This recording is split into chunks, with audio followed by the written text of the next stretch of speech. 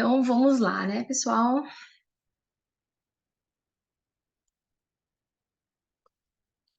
Bom dia a todos. A OAB tem um prazer de recebê-los a todos. Eu sou a Rosângela, advogada previdenciarista, e faço parte da Comissão de Direito Previdenciário. Eu fiquei responsável em contribuir com os responsáveis mensais do grupo de estudos, e esse mês contamos com a proatividade da doutora Shirley em organizar o grupo de estudo, e também o Dr. Jonathan em cuidar das artes das redes sociais.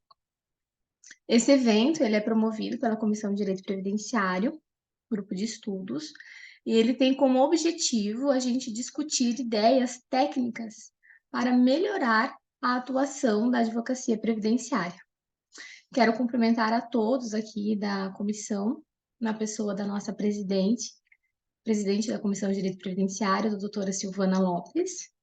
E nesse momento, eu quero passar a palavra para a doutora Shirley, que será mediadora do grupo de estudo, juntamente com a palestrante, a doutora Bianca. Com a palavra, Shirley.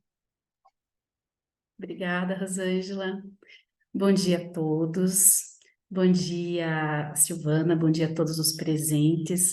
Em nome da OAB Ponta Grossa, Subseção Ponta Grossa, Comissão de Direito Previdenciário de Ponta Grossa, como a Rosângela já colocou, esse é um grupo de estudos mensal de um projeto da comissão para agregar conhecimento, trazer discussão aí com todo o pessoal que trabalha no direito previdenciário. Todos nós atuamos nesse ramo e nos deparamos aí com algumas dificuldades, né, com várias atualizações. Então, a ideia foi criar esse grupo de estudos mensal, cada mês é um tema, e sempre tem alguém disposto a colaborar com a gente, como na data de hoje a doutora Bianca, que gentilmente está aqui hoje, cedeu o seu tempo, e vai falar para a gente sobre a importância da complementação dos recolhimentos previdenciários abaixo do mínimo. É um tema bem amplo, o nosso tempo hoje é curto para falarmos de todos os aspectos, mas a doutora Bianca sintetizou muito bem aqui e vai colocar para a gente ao menos alguns pontos, uns 5 pontos bem relevantes, iniciando com a noção e modalidade de contribuintes, seguindo para o tópico específico do recolhimento em atraso, que inclui o recolhimento abaixo do mínimo, vai nos passar também os pontos do entendimento judicial atual a respeito desse tema, vai colocar para a gente também algumas nuances sobre como avaliar a importância, a necessidade e a pertinência desse recolhimento, porque não é só simplesmente eu tenho um recolhimento lá no INSS abaixo do mínimo e vou lá e complemento. Tem que fazer uma análise.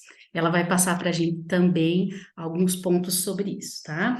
O custo-benefício desse recolhimento, né? Porque ele tem uma contagem, ele tem um cálculo, uma forma de fazer esse cálculo, e cada forma de recolhimento é um cálculo.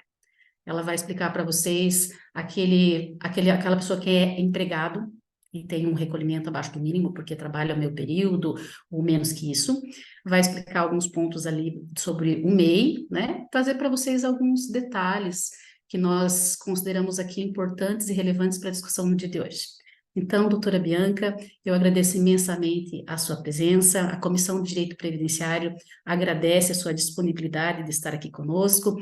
Espero que hoje todos tenham uma manhã de bastante contribuição no tema de direito previdenciário. Estamos todos aqui juntos para agregar, trazer mais conhecimento e para, como nós já tínhamos comentado no início da nossa conversa, o direito previdenciário, ele engloba esse tema tão importante, o direito tão relevante dos direitos sociais, que hoje a gente está enfrentando tanta dificuldade, tanto no âmbito administrativo do INSS, quanto no âmbito judicial.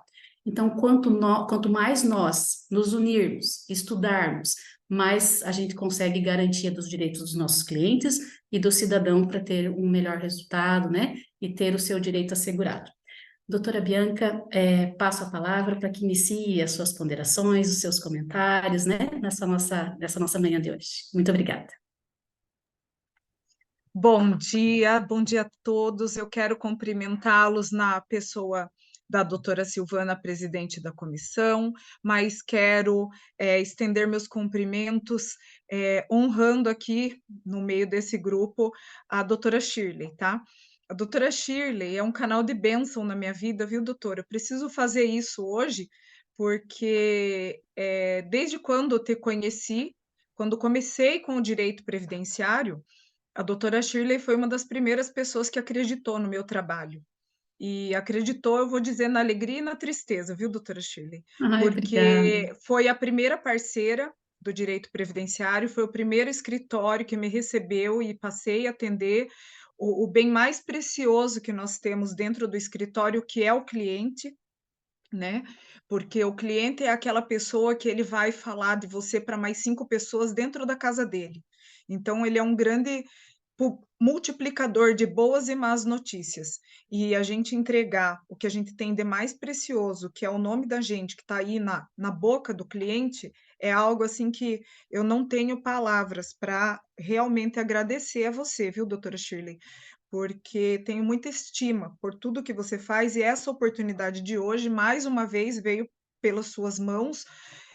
Nunca se esquece de me convidar quando tem os eventos da comissão, quando vai ter palestra na OAB. Então, eu tenho que agradecer e pedir que o Senhor realmente lhe abençoe com muita paz e prosperidade e retribua em Amém. tudo, em tudo. Você é um canal de Amém. bênção. Muito obrigada, fico muito lisonjeada. É assim, quero que todos saibam que, né, acho que a gente já tem aí desde 2012, mais ou menos, essa caminhada, são 12 anos de parceria, desde quando a gente começou, quando comecei a fazer a pós-graduação em Direito Previdenciário, a história começa com quando eu fazia atendimentos trabalhistas meio por obrigação. Eu nunca fui muito afeta ao direito do trabalho, mas aí a minha preocupação era com o direito previdenciário. Eu percebia que os clientes ficavam ali meio à mercê do que a gente fazia lá nas audiências trabalhistas, e quando eles precisavam de algo no direito previdenciário, eles estavam a pé. E aí eu comecei uma caminhada de ir no INSS buscar orientação. Naquela época as agências, né, tinham a porta aberta, e aqui Castro é uma cidade pequena, e aí eu tinha um pouco de conhecimento ali com os servidores, então eu sempre ia lá, olha, eu estou com uma situação assim do direito do trabalho, o cliente está doente, ele vai precisar, o que que eu faço, o que que eu não faço. E nessa caminhada aí, a gente acabou conhecendo o direito previdenciário, e o direito previdenciário, eu digo para quem aqui é novo, ou não sei se todos já estão atuando no direito previdenciário, né? Ele é uma missão. Ele é uma missão. Por quê? Porque todos os dias é a única área do direito que o que nós devolvemos para o cliente vai durar a vida dele todinha, até ele fechar os olhinhos. Porque quando a gente fala numa aposentadoria, essa pessoa vai ter essa dignidade de ter uma aposentadoria, muitas vezes por causa do nosso trabalho. Uma aposentadoria por invalidez, uma pensão por morte. Então, é no momento mais difícil da vida das pessoas que surge o direito previdenciário, né? O direito previdenciário, por isso que ele é tripartite, ele é previdência, assistência e saúde, né? A previdência, as aposentadorias, a assistência, os benefícios sociais e o custeio do nosso SUS, da nossa saúde. Então, sai do direito previdenciário. Como entrando no nosso tema aqui, até peço desculpa que o meu nome ali ficou sem um i na hora da digitação. É difícil mexer no programa de slides, né? A gente estava falando da informática, a gente está tendo que fazer, acho que, curso de tudo, né? Curso de informática, curso de Canva, curso disso, curso daquilo, não é mais só o direito, né? Olha só. E agora, como que a gente fala, né, no direito previdenciário, para essas pessoas que vêm de um Brasil que a gente não tem uma acessibilidade ainda tão grande para as pessoas. As pessoas, elas não sabem que são segurados da Previdência os contribuintes individuais e facultativos. Então, aí, nesse primeiro slide, que eu estou dando uma noção, né? Eu não sei, se alguém não entender, vai sinalizando para nós no chat, às vezes não ainda está iniciando nessa caminhada do direito previdenciário, né? E aqui a intenção é a gente conversar. Eu não sou uma sumidade no assunto, né? Sou uma estudiosa, cada processo é um desafio, então cada assunto que a gente enfrenta, a gente continua estudando, como se tivesse começado agora. Então, os segurados, eles são obrigatórios ou facultativos, tá? Vamos dividir assim, obrigatório, para facilitar para quem não atua, é o quê? Aquele que recebe remuneração proveniente de trabalho. Então, vendi Avon, eu sou uma profissional autônoma. Sou advogada, sou uma profissional liberal. Trabalho empregada, com carteira assinada, com registro em carteira, sou contribuinte obrigatório. Contribuinte individual, então eu tenho o profissional liberal, o autônomo, né? Quem que é o profissional autônomo? Se a gente for falar bem da palavra, o autônomo é todo mundo que presta serviço. E não tem assim vamos dizer que não, é uma pessoa que não tem uma formação específica. Então, a manicure, a cabeleireira, o jardineiro, né? Todas essas pessoas são contribuintes individuais.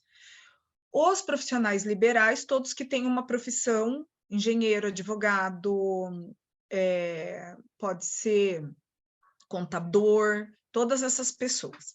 Facultativo, quem?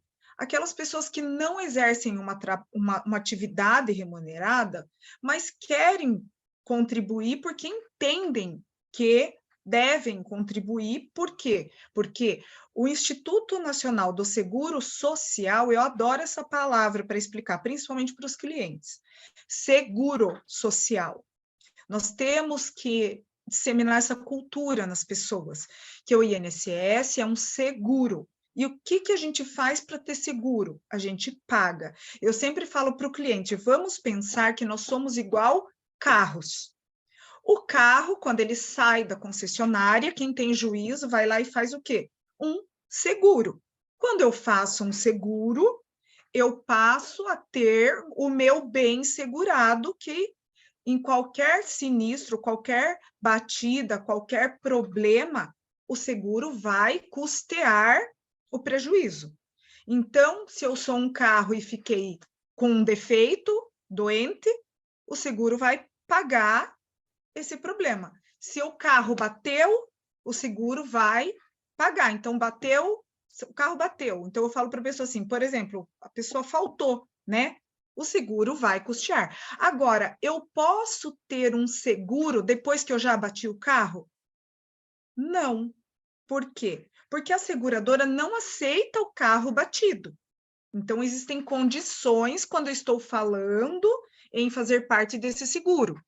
Vamos supor que eu entro no seguro e já estou com o carro batido. Posso fazer o seguro? Posso, mas o carro tem que estar consertado, né?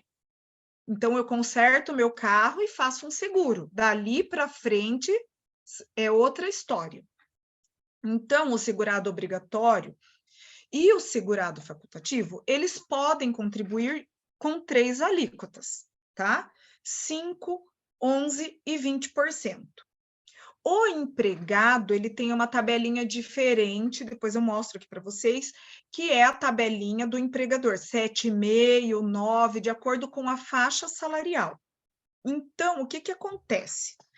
Essas regras é o que faz surgir o nosso problema que a gente vai discutir aqui hoje, que é a complementação dos valores abaixo do mínimo. Por quê?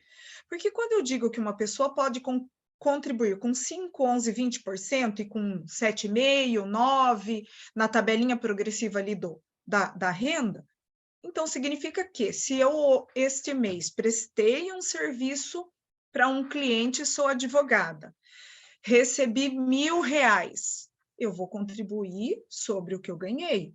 Mas vocês concordam que R$ 1.000 é abaixo do salário mínimo? Sim. Agora, quando eu contribuo abaixo do salário mínimo, eu passo a ter problemas, certo? Então, o que é esse recolhimento? Quando eu contribuí abaixo do salário mínimo, ele passa a ser, ele está na categoria ali, do recolhimento em atraso. Por quê?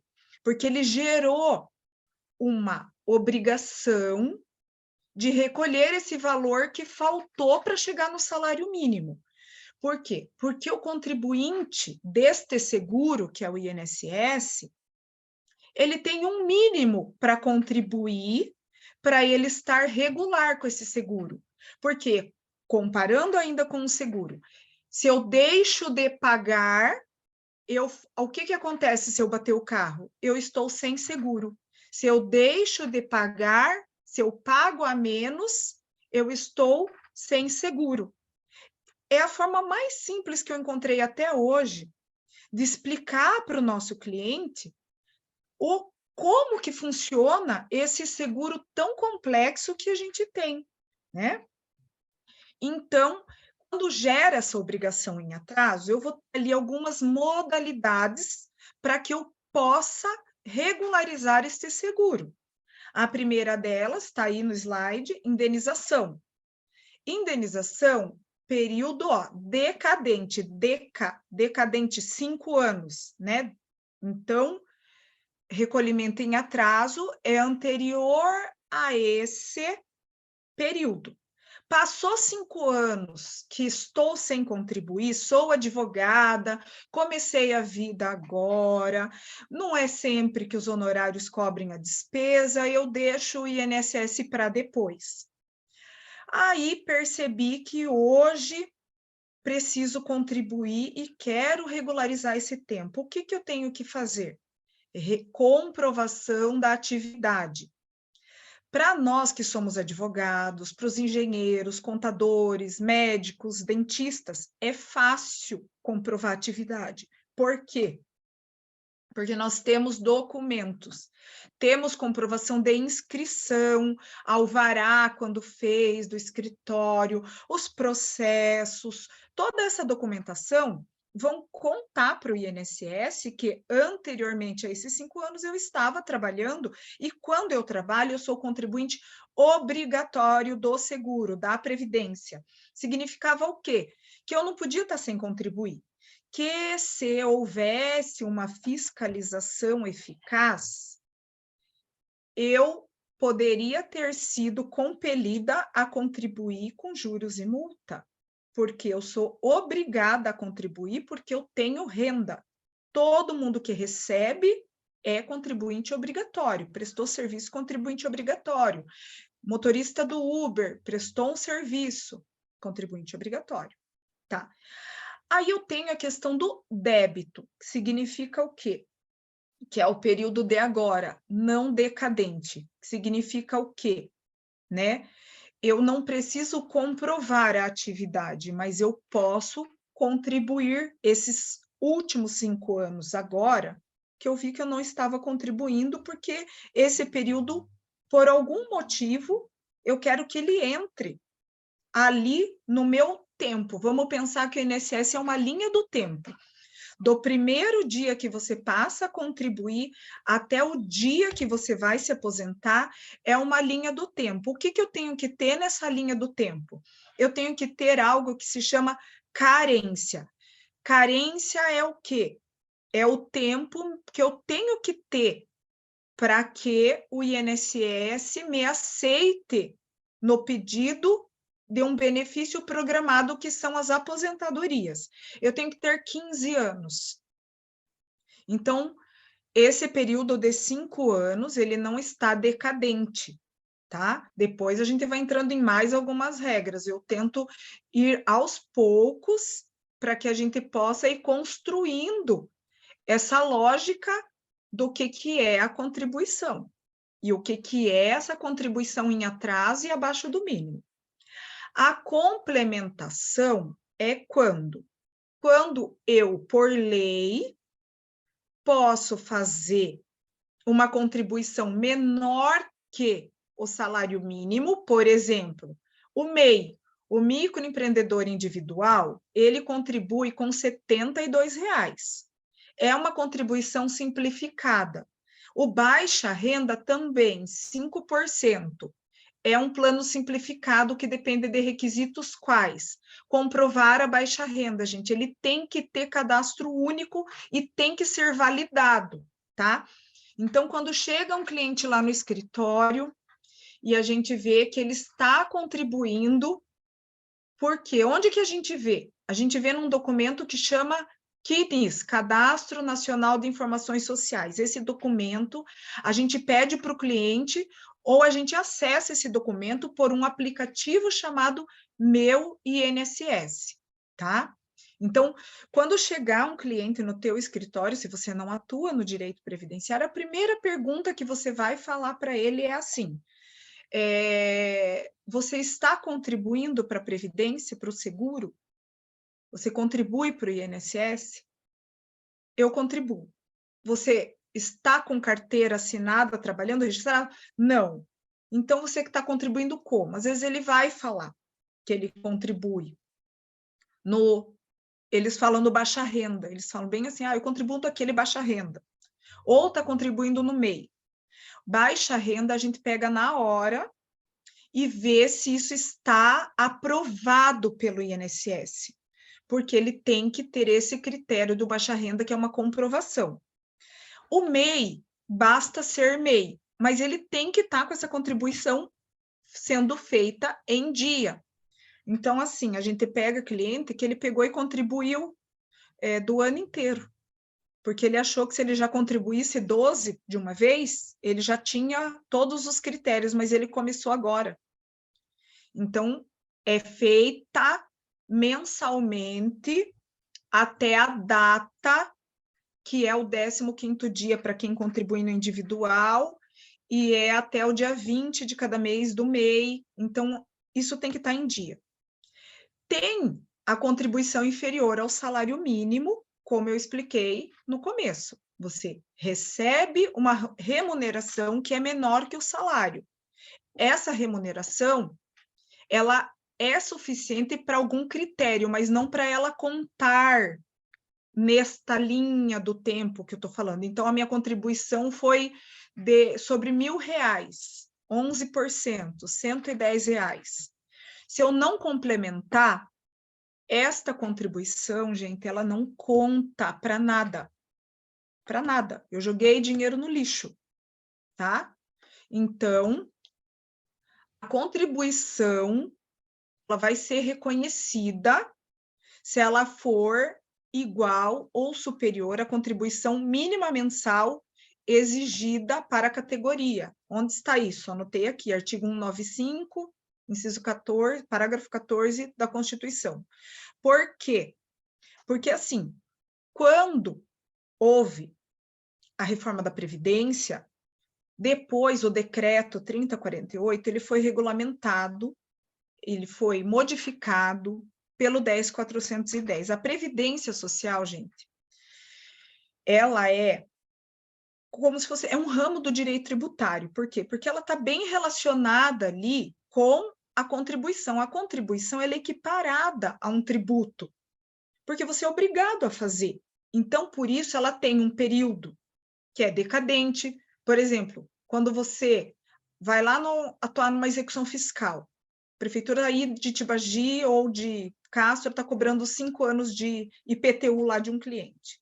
Então, geralmente, vem para você fazer ali a defesa.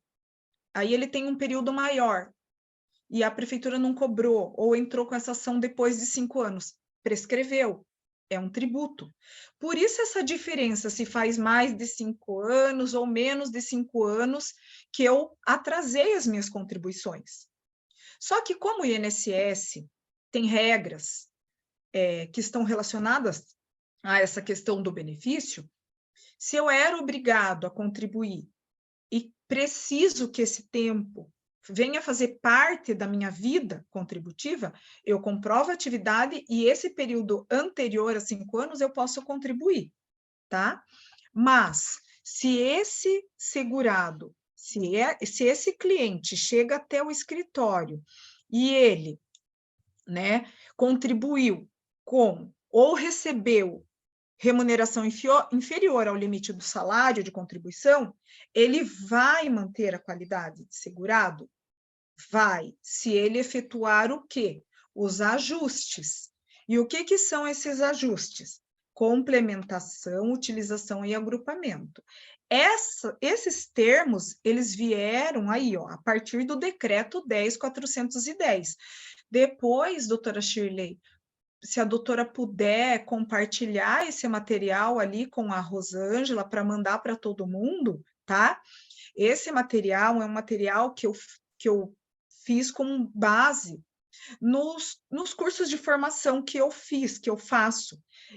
A doutora Amanda, que deu palestra o ano passado, naquele evento brilhante da comissão, né? Ela é, assim, uma sumidade nesse assunto, e esse material tem base no material das aulas dela, do Ivan Kretschmann, que é um fiscal da Previdência. Ele é um fiscal da Receita da área do previdenciário, sabe? É ele que bate na porta de dos profissionais liberais que não estão contribuindo e aplica esta obrigatoriedade da contribuição, sabe? Sim.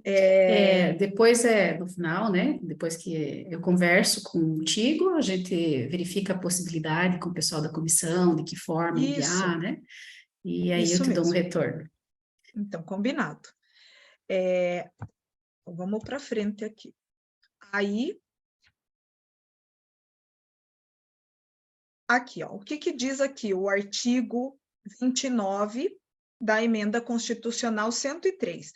Essa emenda 103, gente, é a emenda da reforma da Previdência, tá? Para quem não é aí afeto, não conhece. Então, em 2019, né, o segurado que, no somatório das remunerações auferidas no período de um mês, receber remuneração inferior ao limite mínimo mensal, poderá complementar a sua contribuição até o mínimo, utilizar o valor da contribuição que exceder o mínimo de contribuição de uma competência, ou agrupar contribuições inferiores ao mínimo de diferentes competências para alcançar o mínimo, certo?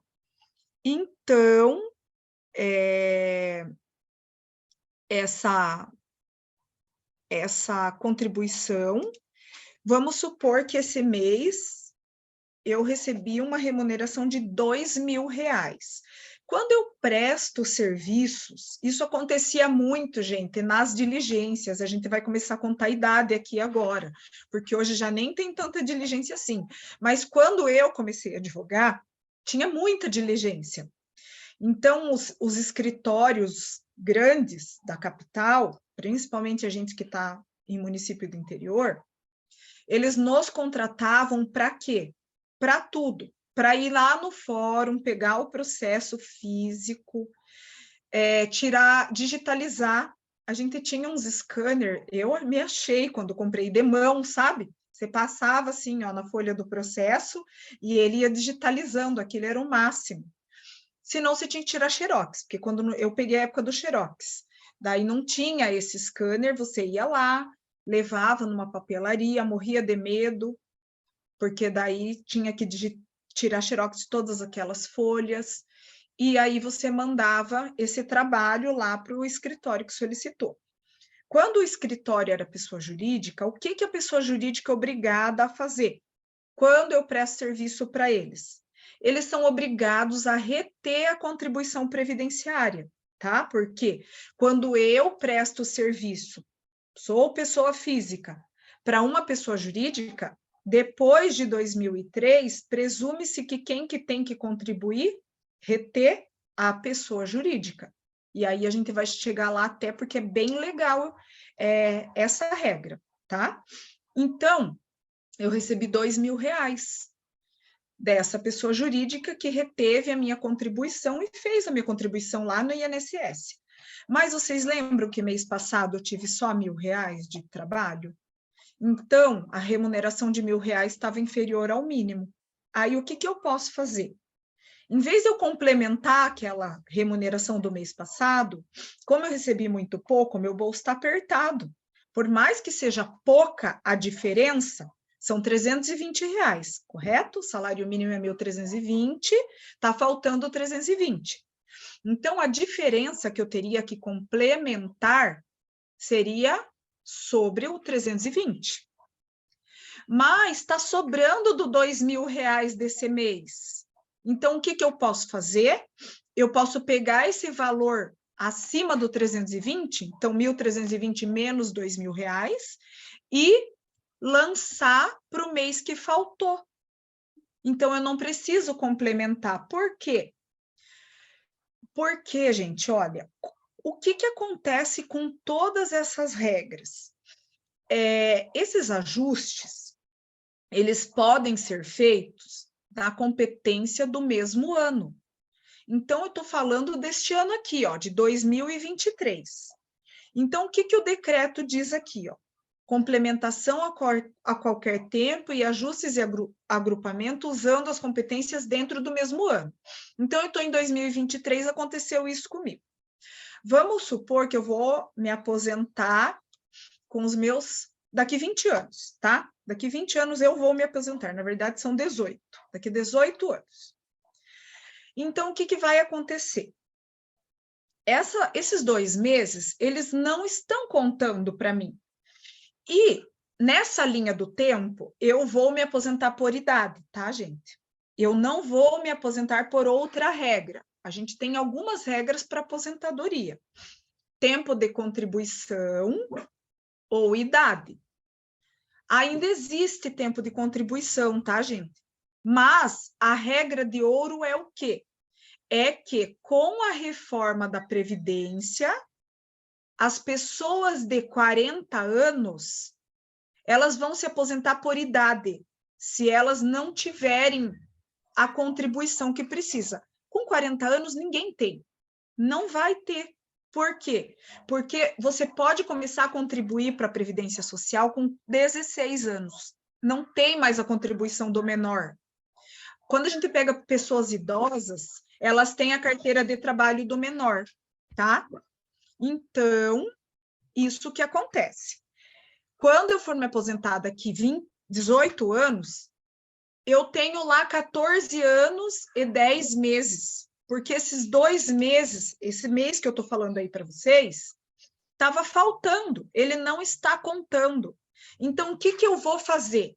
Eu vou fazer esse ajuste, certo? Eu vou agrupar essa contribuição menor, eu vou complementar essa contribuição menor da excedente na outra, porque estava sobrando na de 2.000, eu vou levar para de R$ 1.000. Aí eu vou completar os 15 anos, que é o quê, gente? 15 anos é carência. Para eu me aposentar por idade, eu tenho que ter 15 anos nesta minha linha do tempo. Certo? Ninguém está com dúvida? Falem comigo aqui. Podem perguntar, né? Que a gente vai respondendo. Podem levantar a mão, gente. Não é um monólogo, tá? E às vezes eu não me fiz tão clara também, né? Às vezes a gente acha que está explicando muito claramente, mas pode ficar com dúvida e pode perguntar. Doutora Bianca, as dúvidas vão surgir bastante, porque, como eu comentei no começo, né, é um tema amplo, é um tema interessante. Depois também, se der tempo ali no nosso horário da sala, a gente vai abrir para algumas perguntas no final, né? Mas como você falou, já dá para o pessoal ficar à vontade, interagindo e fazendo perguntas ali de acordo com a linha que você está colocando, tá muito isso boa a mesmo. tua palestra. Então, vamos lá. Aí, o que acontece? Então, como eu falei, gente, a confusão de contribuição, especialmente, vai ter contribuição abaixo do mínimo para quem? Aquela empregada doméstica que trabalha meio período, né? O contribuinte individual, o microempreendedor. Então, essas pessoas, eles contribuem abaixo do mínimo e eles têm algumas regras especiais. Por quê? Porque a pessoa que trabalha como empregada, após a reforma da Previdência, ela tem que complementar, tá? A pessoa que antes da reforma da Previdência tinha contribuição abaixo do mínimo, sem problemas. Por quê? Porque toda contribuição anterior de empregado, não estou falando de outra categoria, tá, gente? O empregado é que mudou.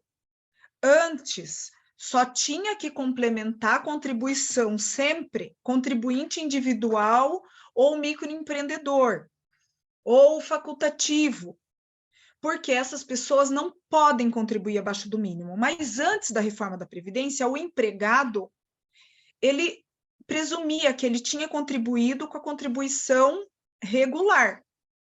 Mesmo que não tivesse contribuição nenhuma, vamos supor, a gente pegava muito, e até hoje pega, uma pessoa que trabalhou lá em 1990, e aí essa pessoa está com a contribuição lá toda furada, né?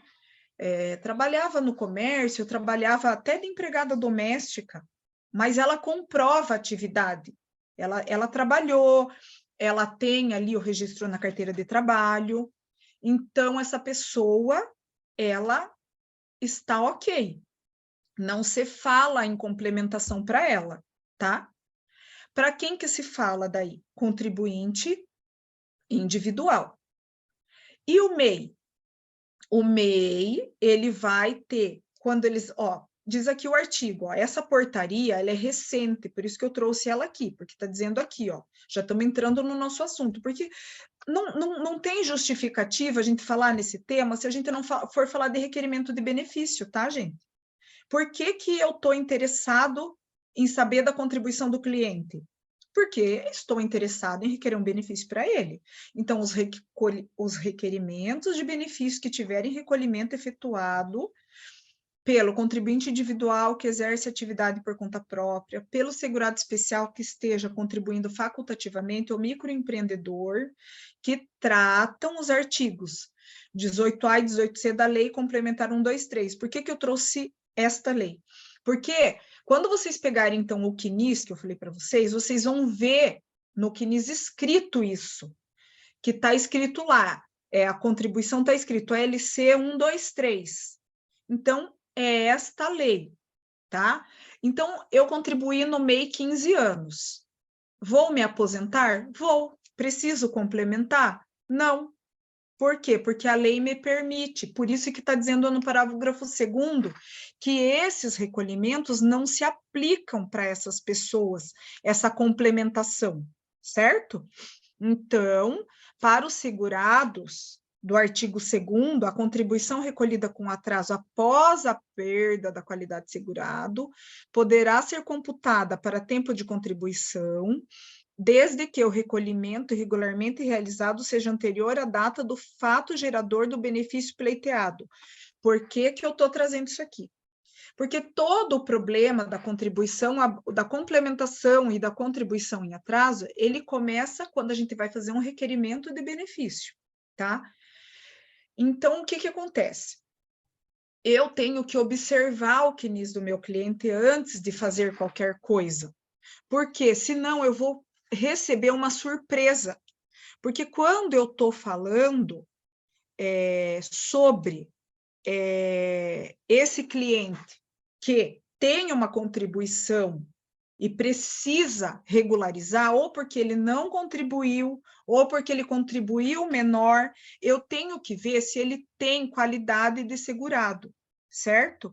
Então, que nem aqui, sobre uma pergunta aqui no chat, eu vou responder você daqui a pouco, falando sobre a contribuição que foi feita menor que o mínimo, não vou esquecer de você. Então, o que que acontece aqui, Antes, aí eu fiz algumas perguntas aqui. Quando a gente olha o CNIS do nosso cliente e vê que ele vai ter que fazer uma guia de recolhimento, seja para complementar, seja porque tem contribuição em atraso, o que ele tem, a gente tem que fazer o quê? Primeira coisa, olhar se é anterior ou posterior à reforma da Previdência e é dos últimos 5 anos. Gente, eu já vi nos grupos de estudo gente falando de trabalho assim, eu costumo dizer despachante, tá? Quem não é formado e atua na área de benefícios, porque tem muito. Vocês veem aí todos os dias, principalmente salário e maternidade, sabe? Nossa, tem vários que ficam se ofertando, tem programa até na rádio. Então, eu já vi colegas trazendo que a pessoa fez contribuir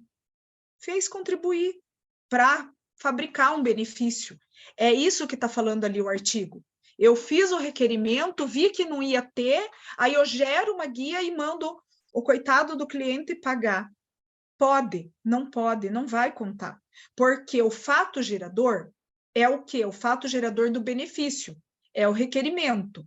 Então, hoje eu vou pedir a minha aposentadoria, mas eu tenho período para recolher em atraso, para complementar, porque eu não contribuí, eu fiquei um mês sem remuneração, eu não contribuí nada naquele mês. Aí eu posso gerar essa guia agora? Não, eu pedi o benefício. Complementação eu posso fazer durante o processo. Contribuição, se tem mês sem contribuição, não, porque o fato gerador é o dia que eu pedi o benefício. Isso se chama o quê, gente? DER, data de entrada do requerimento, tá? Então, a categoria do segurado, obrigatório, facultativo, podia contribuir no plano simplificado ou baixa renda? Ele precisa mesmo fazer esse recolhimento, porque se eu estou falando de uma pessoa que contribuiu no MEI, ele vai se aposentar como? Ele vai se aposentar por idade. Se eu estou falando de uma pessoa que contribui no baixa renda, ele vai se aposentar como? Por idade. Se eu estou falando de uma pessoa que contribuiu com 11% a vida toda, ele vai se aposentar como? Por idade. Por quê? Porque é obrigado, a lei me diz que eles têm que se aposentar por idade. Se eu estou falando de uma pessoa que contribuiu com 20% a vida toda, ele tem lá 34 anos de contribuição e ele tem um período que ele pulou de contribuição. Vou ter que olhar se esse período está onde? Antes ou depois de 5 anos? Para que esse efeito financeiro conte para o meu cliente. Eu já vi também pessoa que contribuiu com períodos fora de data. Essa semana, eu analisei, foi um caso bem legal até, porque beneficiou o cliente. Por quê? Porque tudo isso que a gente olha vai fazer diferença onde também? Para aquele cliente que contribui com mais que o salário mínimo, que é esse cliente contribuinte individual do 20%. Ele vai se aposentar por tempo. Ou aquele empregado. Então, empregado a vida inteira, ele vai se aposentar por tempo de contribuição. Por quê? Porque a lei me diz que essa é a regra dele, o contribuinte obrigatório, que trabalha como empregado. Vamos supor, qualquer salário, gente. Pode ser motorista, por exemplo. Um motorista, ele tem lá um salário de R$3.000. Ele já tem 34 anos de contribuição. Ele vai se aposentar por tempo de contribuição. Tem idade mínima? Não, porque a reforma da Previdência, ela trouxe algumas regras que não considera a idade para essa aposentadoria, tá? O efeito financeiro vai ser gerado, então, para esta pessoa também. Por que eu pus essa data aqui, outubro de 96? Porque antes de outubro de 96, vamos supor, esse motorista que eu falei para vocês, tem um período que ele estava trabalhando com o próprio caminhão, como contribuinte individual, então, tá? Ele era o profissional liberal. É segurado obrigatório? É. Ele estava tendo renda. Ele até declarava imposto de renda nessa época, né? Do que ele recebia lá com o caminhão dele. Ele tem a carteira de habilitação. Eu comprovo a atividade dele? Comprovo. Então, eu posso pedir para indenizar esse período? Lá no primeiro slide a gente falou, isso é o que é indenização. Posso. Anterior a 96 não tem juros e multa. Não tem. Então, é um período interessante. É isso que eu tenho que analisar. E se for posterior a abril de 2003, o motorista presta muito serviço, né, gente, quando ele tem um caminhão próprio. O que a empresa tem que fazer? A empresa tem que recolher. Vem ali no CNIS uma marca escrito, que é recolhimento feito, tá lá como cooperativa, tá escrito isso no CNIS. Aí o que eu posso fazer? Essa contribuição veio pulada, né? Porque às vezes eles não fazem frete aquele mês. Eu comprovo a atividade e posso contribuir, tá? Então, isso é interessante. Vamos lá, que o horário voa, né? E o tema, como disse a doutora Shirley, é bastante coisa. Então, aqui, ó, o facultativo, ele também pode fazer esse recolhimento?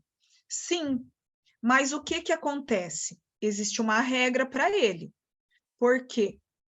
Ó, a filiação na qualidade de facultativo gera efeito somente a partir da inscrição e do primeiro recolhimento sem atraso, não podendo retroagir e não permitindo o pagamento de contribuições relativas a competências anteriores à data da inscrição.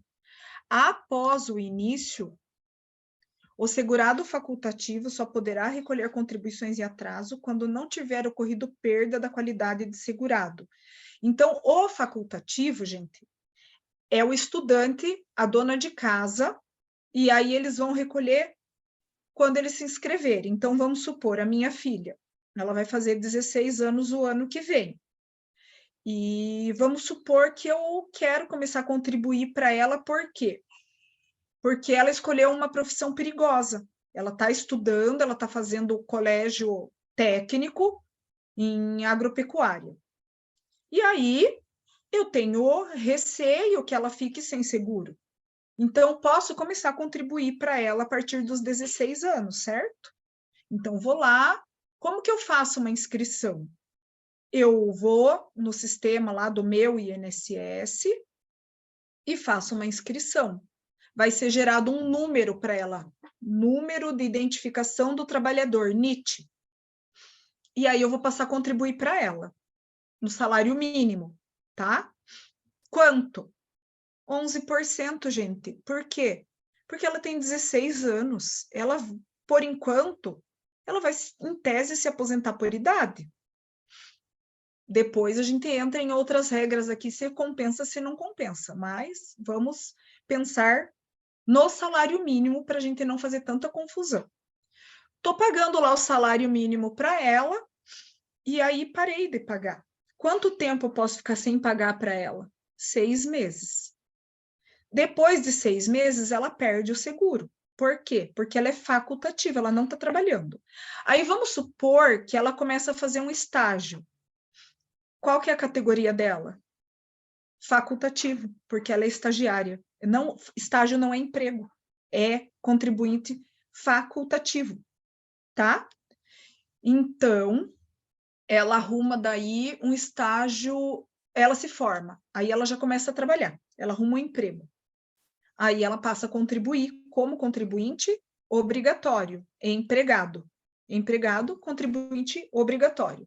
Aí ela se anima demais com a profissão dela e começa a prestar serviços, como vários técnicos que a gente atende, agrônomo, técnico em agropecuária. Então, ele começa a prestar serviços. Aí, o que o patrão deles tem que fazer? Se é um produtor que tem matrícula, CNPJ, vai reter e vai passar a contribuir. Aí, ela não contribui todo mês. Ela pode ficar quanto tempo sem contribuir? Depende, tá? Mas vamos se basear por 6 meses? Eu sempre falo lá no escritório para o meu pessoal. Gente, vamos se basear nos 6 meses. O resto é regra de exceção. Porque pode ficar um ano? Pode. Mas já é regra de exceção, porque depende do quê? De critério. Ah, recebeu seguro-desemprego, pode estender. Ah, não, mas tinha mais de 10 anos de contribuição. Então, para não dar confusão, a gente sempre olha primeiro o que é regra. Depois a gente vai para as exceções, certo? Aí essa pessoa ficou 6 meses sem contribuir, tinha contribuição atrasada, é facultativo. Pode contribuir? Pode. pode contribuir em atraso, tá?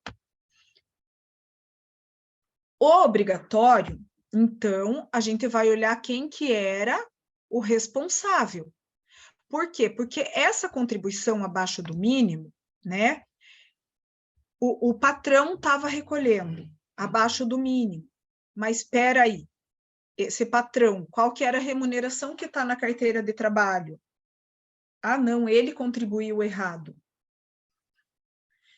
Então, começam os nossos problemas da comprovação do vínculo, quando no segurado empregado a responsabilidade pela contribuição é do empregador.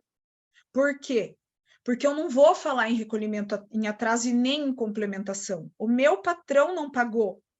Ele era obrigado a pagar, ele não pagou. Que é outra coisa que a gente vê, muito equívoco. Complementação é para quem está lá na carteira de trabalho registrado por hora, está registrado o salário por tarefa, ou recebeu, é menos que o salário mínimo. O ano que vem, o salário mínimo foi para R$ 1.400, contribuiu por 1.320. A contribuição está abaixo do mínimo. Mas eu estou registrada com qual salário na carteira? Qual foi esta remuneração? Empregada doméstica é o caso mais típico, tá, gente? De contribuição abaixo do mínimo, tá?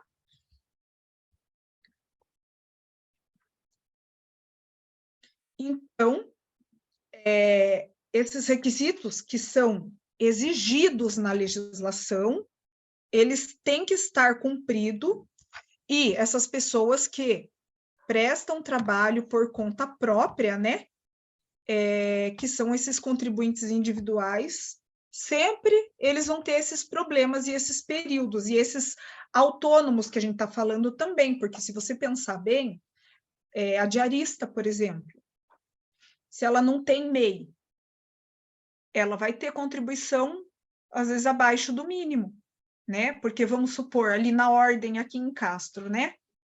Então, como a subseção é muito pequena, a gente ali não tinha, até hoje acho que não tem, a diarista nossa ali, ela não era mensalista. Então, a gente fazia essa retenção da contribuição previdenciária dela.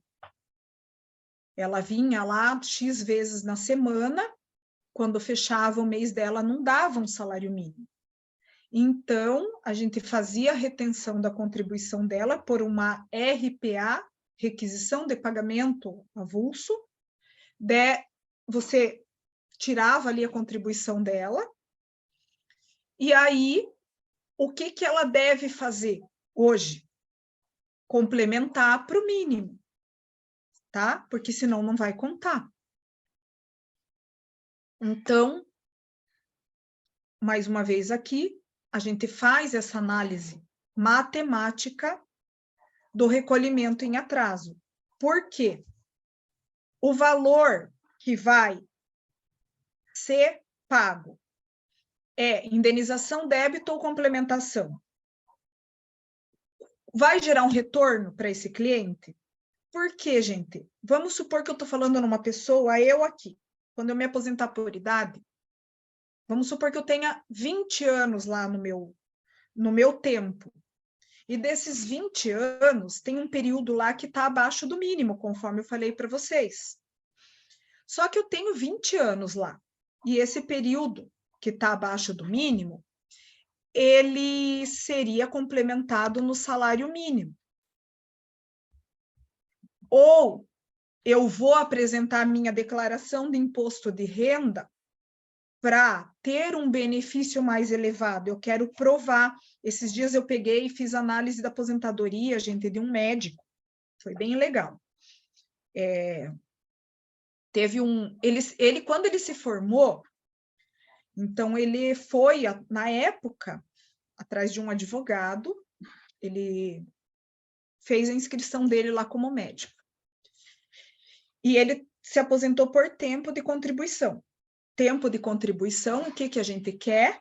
Todo o tempo, né? No período ali, eu quero tudo, porque se eu não tiver o tempo, eu não me aposento antes da idade. Só que ele queria mais uma coisa, gente, médico ganha bem, né? Então, o teto da Previdência, 7.507,49, pode ser até um valor expressivo, mas se eu sou um médico acostumado a ter 40 mil reais de receita, já vi médicos, né, só de Unimed receber isso todo mês, eu não vivo com 7 mil, mas eu quero, porque eu tenho que ter um equilíbrio da minha renda na fase mais difícil da minha vida, que é na aposentadoria. Então, eu quero provar o valor que eu deveria ter contribuído naquele período, aí chama-se indenização. Então, eu vou comprovar o quê? A atividade e a renda. A renda eu vou comprovar como? Imposto de renda. Eu estou lá mostrando que eu declarei que eu recebi essas receitas e não contribuí. Então, esse médico, ele indenizou vários períodos, tá? Para ficar no teto. Para ficar no teto. Por quê? Porque o valor do nosso benefício, gente, ele é feito o quê? Média. Lembra quando a gente estudou na escola? Fazer média, a professora falava assim, seu João vai comprar tal coisa, e ele foi cotar os preços, né? Então, soma tudo e divide. Pelo quê? Por uma coisa que chama divisor mínimo, tá? Que são 108 contribuições. Eu tenho 15 anos, mas eu tenho que ter pelo menos esse divisor mínimo aí para contar. Uma hora a gente fala só sobre essas outras coisas. Por enquanto, na verdade, é assim, alguns conceitos a gente aceita porque está na lei, tá? Então, está na lei que eu tenho que ter esse tempo mínimo de 15 anos de carência e que essa média vai ser dividida por um tempo mínimo de contribuição ali, que está na lei. Veio isso com o decreto. E aí eu quero esse teto de contribuição. Então, se eu não tiver o período de teto contribuído, o que acontece se eu tenho valores baixos na minha média? A média abaixa. E se eu tenho valores altos, essa média aumenta. Para benefício de antes da reforma da Previdência, eu tenho interesse de ter esse direito antes da reforma, então. Por quê? Porque eu entendo que o valor vai ser mais alto. Porque antes da reforma, o cálculo era 20% do tempo das menores contribuições. Então, eu tinha 300 contribuições no meu tempo. Essa média era feita o quê? Tirando 20% dessas 300, as menores contribuições jogava fora. E fazia 80% dessa média como o valor inicial do meu benefício. Por isso que eu tenho interesse em comprovar renda muitas vezes. Por isso que a pergunta é, qual a diferença do benefício com o recolhimento em atraso daquele concedido sem essas contribuições? Esse valor, por exemplo, ele vai emprestar, compensa? Ah, compensa, porque eu indenizei o período de uma costureira. Ela tinha que indenizar 8 mil reais de um período para completar. Isso é antes de 2019, tá, gente? Se fosse hoje, estava um pouco mais complicado. Para ela completar os 15 anos que ela precisava. E aí, a gente indenizou. Mas, veja bem, ela ia receber salário mínimo. Em um ano, ela ia recuperar o dinheiro. Valia a pena o empréstimo? Valia. Valia a pena. São perguntas que a gente tem que fazer, porque a gente não vai poder fazer o nosso cliente gastar com algo que não compensa. Então, no meu caso, eu não falei para vocês que eu tinha 20 anos e precisava só de 15? Então, todo esse período que eu não complementar, que eu não pagar, ele não vai contar nos 15 anos. Ele está no meu tempo, mas ele não está na minha carência, que é esse tempo mínimo que eu estou falando para vocês que eu tenho que ter. Aí, o que aconteceu? Para esse cliente que eu fiz a semana passada, foi bem legal, gente, porque ele é um veterinário. E aí, o que aconteceu? Ele tinha contribuições dos prestadores de serviço, das pessoas para quem ele presta serviço, tá? E ele tinha contribuições da empresa dele. Porém, da empresa dele, como é ele mesmo que contribui, o que aconteceu? Tem uns períodos que estavam abaixo do mínimo. E os outros períodos, por conta, sem comprovar atividade, sem pedir lá para o senhor INSS, ele pagou. O que aconteceu com isso? Jogou fora. Só que sabe quanto tempo ele tinha de contribuição, gente? 44 anos. Então, quer dizer, se eu estou falando para vocês que se a pessoa já tinha direito adquirido antes da reforma da Previdência, de jogar fora 20% do tempo para melhorar esta média, essas menores contribuições, o que aconteceu com ele? Então, ele ficou com 41 anos e 7 meses, por causa dessa confusão que eu estou contando para vocês que ele fez. Quando eu fui olhar o CNIS dele, então ele estava com todo esse tempo de 44 anos. Desses 44, esses 3 anos, 2 anos e 7 meses, aí 3 meses, ele não ia poder usar. Então, o que eu tinha que falar para ele? Que a gente ia ter que comprovar a atividade desse período que ele recolheu errado para o INSS validar, e ia ter que complementar as contribuições feitas abaixo do mínimo, porque ele já tinha para cá, estou falando para vocês, de contribuinte individual abaixo do mínimo, sempre teve que complementar. A novidade é para empregado registrado abaixo do mínimo, tá? Beleza? Então, o que aconteceu? Na regra de descartes dele, que é essa regra que eu estou falando para vocês, de jogar fora, eu percebi que era extremamente interessante para ele. Porque a hora que o INSS fosse jogar fora os 20% do restante que estava válido, esse período já era abaixo do mínimo, só ia baixar a média dele, certo?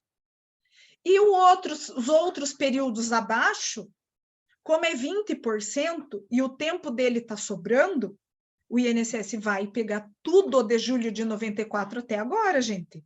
Ele não vai falar assim, não, vou usar só 35 anos, porque você tem que ter 35, você tem que ter o tempo que dali das regras de transição.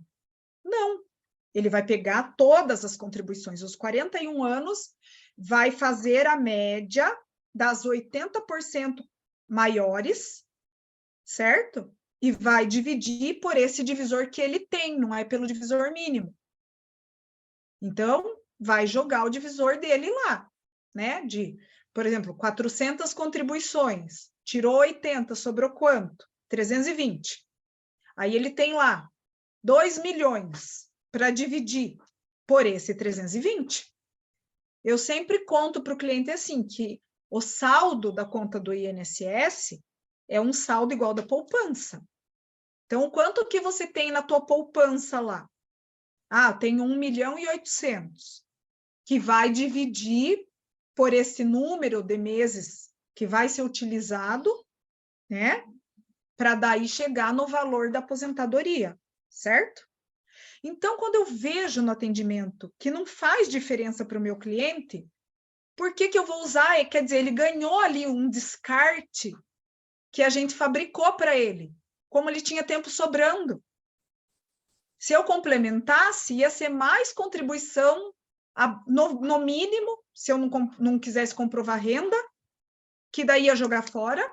E se eu comprovasse renda, como período depois de 96, gente, os juros é de 50%, a multa é de 50%, mais os juros. Então, fica caríssimo, que nem desse médico que eu estou falando para vocês. Ele contribuiu, porque daí essas atrasadas é feito o quê? É feita uma média também do valor. Vamos supor que eu tenho 2 anos atrasados lá. O INSS vai pegar a renda que eu comprovei nesses 2 anos, vai fazer a média, e é esse o valor, 80% dessa média, a minha contribuição. Então, eu vou gerar um gasto para o cliente, e tem que compensar esse gasto, senão não tem por que fazer, tá? Aqui, sobre essa prova da atividade que eu falei para vocês, né? Que a prova da atividade vai ser a prova, muitas vezes, também da renda, né? Porque tudo, comprovante de pagamentos, de motorista, gente, carta frete, tá? Eles têm as cartas frete, porque o valor do INSS deles é com base na carta frete que eles fazem, tá? Então, a justificação administrativa é uma coisa assim que a gente ainda pode pedir no INSS, é um procedimento administrativo.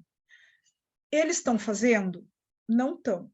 Não tem mais efetivo. Vamos ver esse concurso aí que vai ter agora, se vai retornar, tá? Desde a reforma da Previdência, faz tempo. Eu falar para vocês, gente, acho que desde da reforma que nunca mais teve uma JA, tá? E a gente fazia direto. Era bem interessante, porque o servidor que fazia a justificação administrativa é uma audiência, que nem se fosse audiência assim de juizado, aquelas mais simples assim. Só que o servidor, de tanto ele fazer, gente, era muito bom, porque ele já estava assim bem tarimbado, né, em fazer isso, e você levava uma prova muito boa quando você tinha que entrar no judicial com um processo, tá? Muita coisa validada. Às vezes ele já sabia ali pela região, já conhecia que era mesmo, sabe? Atividade, coisas assim, né? Então, aproveitando ali para responder essa da empregada doméstica, o que acontece, gente? Ó, empregada doméstica é um pepino, tá? Por quê? Empregada doméstica sem registro em carteira era contribuinte facultativa. Facultativa, gente, tá? E o facultativo pode contribuir 6 meses anteriores? Não, não pode. É um pepino porque, para comprovar a atividade da doméstica, eu vou ter que ter documento. Se eu tiver documento e comprovasse a atividade dela, eu ainda vou esbarrar na prova efetiva da atividade, porque a lei da doméstica veio regulamentar isso só em 2015. Então, é um pepino empregada doméstica que trabalhou sem carteira. Eu sugiro fazer uma ação trabalhista. A ação trabalhista, depois você vai trazer para o INSS. O INSS administrativamente não vai reconhecer muitas vezes, porque não tem essa JA, né? E aí você vai ter que judicializar, vai ter que entrar reconhecendo esse período no INSS, tá? Porque a empregada doméstica registrada em carteira, ela tem que ter a prova da contribuição, da mesma forma, tá? Eu tô até com uma ação da empregada doméstica, gente, ela trabalhou de 97 a 2012 numa casa só. Gente, é um absurdo. Ela tem anotação na carteira, bem certinho, sem rasura. A empregadora era tão caprichosa que anotou todas as alterações de salário, anotou todas as férias, as contribuições estão todas no CNIS, e vocês acham que a aposentadoria dela foi concedida ou negada administrativamente? Negada. Negada. E agora veio um despacho falando sobre esse período. Eu estou desenhando a petição, sabe, gente? Depois de um tempo, até os professores têm falado sobre isso. Para o previdenciário, gente, usem aquilo que os americanos são acostumados e chamam de visual law. Desenhem a petição. Desenhar é o quê?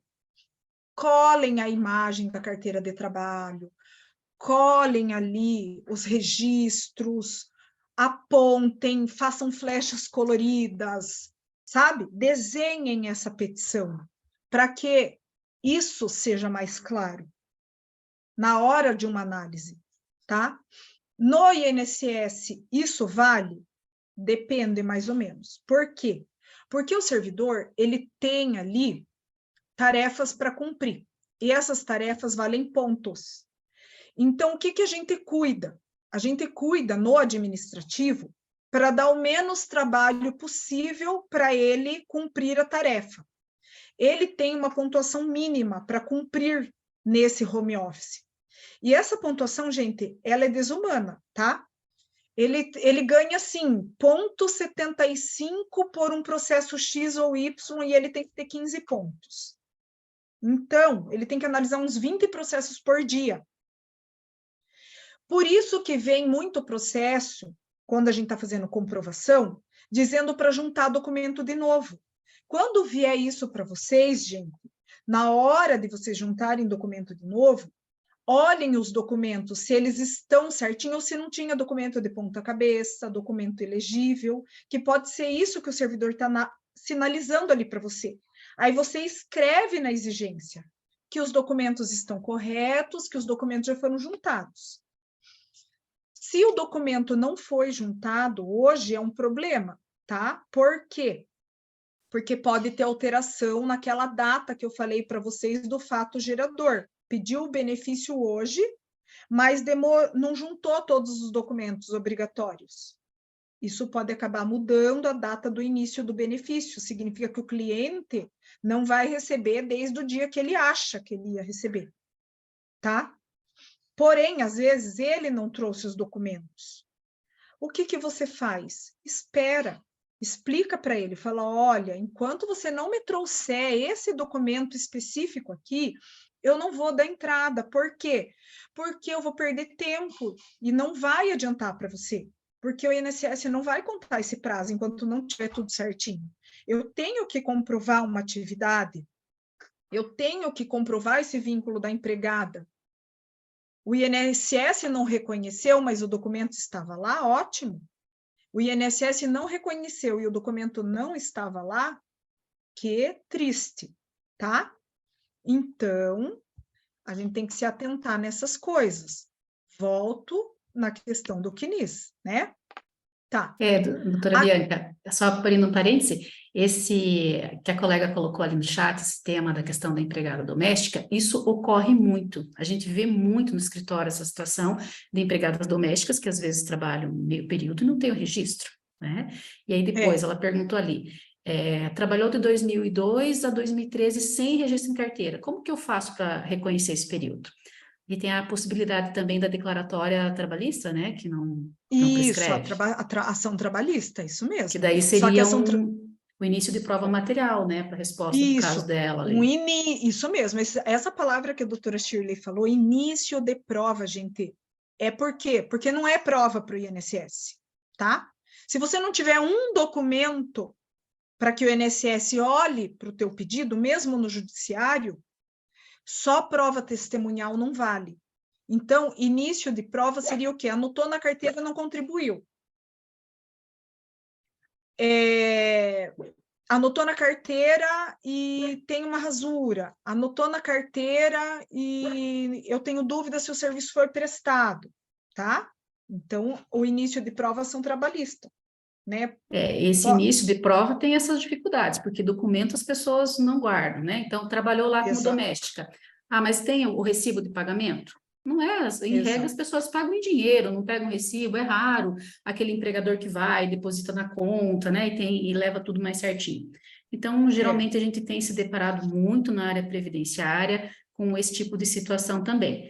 Além de não ter o registro, trabalhava meio período. Mas e aí, vai adiantar agora, nesse momento, fazer o registro com meio período? Aí vai precisar também fazer o registro ou fazer a declaratória. Vai precisar, se for agora, nesse momento, depois da reforma, fazer a complementação, né? Exato. Acho que é isso, fechar né, a porta doutora Bianca? Nesse caso, se me permitem, me perdoe, é que eu não estou bem mesmo de garganta. Mas vai ter com esse frio, né? Mas vai ter que falar um pouco então, Silvana. Dá um jeito. Como é um estudo de casos, né? É interessante, às vezes, a gente trazer algum caso que a gente tem no escritório, a gente compartilha, e daí a gente vê a realidade, o que a gente pode fazer. Eu tive um caso, então, às vezes aparece no escritório, né? A propósito da pergunta ali da querida Edith, chegou uma cliente no escritório, exatamente, ela tinha 4 períodos como doméstica, e daí já tinha passado por escritório, eles tinham falado que tinha que recolher os carnezinhos, que o empregador não tinha recolhido, tinha 2 registros, daí tinha uma baixa, e daí teve um período intermediário que não foi registrado. Eu falei, bom, perdido já está. Recolher, eu jamais mandaria a cliente recolher, empregada doméstica registrada, né? Então, daí a gente começou a analisar a documentação, entrevistamos a cliente, e começamos a perguntar, né, como é que era? Você almoçava em casa, você pousava lá e tudo. Ela trouxe fotos, ela trouxe, mostra de convivência, bilhetinho trocado cartão de aniversário, cartão de Natal, que mostrava, obrigada pelo teu empenho aqui em casa. E daí eu conversei, encontramos a filha, até a nossa funcionária fez uma diligência, encontrou a filha da antiga patroa. Eu falei, pega uma declaração delas, né? E acabou que foi aceito. A gente levou no INSS, porque primeiro precisa apresentar no INSS, acabou não dando certo, a gente entrou para o judicial e deu certo. Então, é bem que a doutora Bianca estava explicando ali, a Shirley também, que a gente vai para a trabalhista quando você realmente já fuçou tudo e não acha nada, né? Exato. Porque senão, né, uma alçada, você vai para o administrativo ali com uma prova. E muitas vezes a gente consegue que o patrão ou o herdeiro registre a carteira. Né? O que acontece às vezes, Silvana, que eu já tive caso no escritório também, vou compartilhar com vocês, o patrão ele tem um pavor de registrar a carteira em um período antigo, mas e daí, como é que eu faço? Eu vou ter que pagar alguma coisa lá para o INSS? Isso. Então, esse é um dos pânicos daí dos empregadores lá de trás que não registraram, né? Exato, gente. E eu sempre... Conversa. Então, a gente também chama esse patrão para conversar quando ele tem uma cabeça melhor, gente, dá certo, porque é período prescrito de valor. Então, por exemplo, a gente teve um caso sem contribuição nenhuma de uma pensão por morte, tá? Um caso bem triste, até porque o rapaz deixou a menina grávida, um casal bem novinho. E o patrão dele, uma empreiteira, pegou ele para ajudar na construção. Mas era uma obra pequena, 3 meses. Então, ele nem registrou, porque não sabia nem se ia ficar. E a gente até entende o empreiteiro, porque realmente é uma dificuldade muito grande com mão de obra. E aí, ele se meteu numa briga e levou um tiro e morreu. E o que aconteceu? A viúva ficou com o bebê grávida, então já era um problema. Aí, eu tinha uma amizade com a advogada desse empreiteiro, chamei ela para conversar, falei para ela, olha, aconteceu isso, então ela me contou, a viúva que trabalhava para ele, e ele não tinha registrado, mas ele foi assassinado, então isso equivale ao quê, gente? Equivale a acidente, né? Acidente de trabalho, que gerou morte, o que foi, não tem essa regra do tempo que a pessoa tem que estar contribuindo para ter direito a um benefício, porque agora tem mais isso, né? Mas o acidente continua valendo essa regra. Então, trabalhei 3 meses, trabalhei 1 mês, sofri um acidente. Beleza, tenho seguro. O patrão topou, ele falou assim, não, ele trabalhou mesmo e eu não vou deixar uma criança sem sustento. Ele falou bem assim.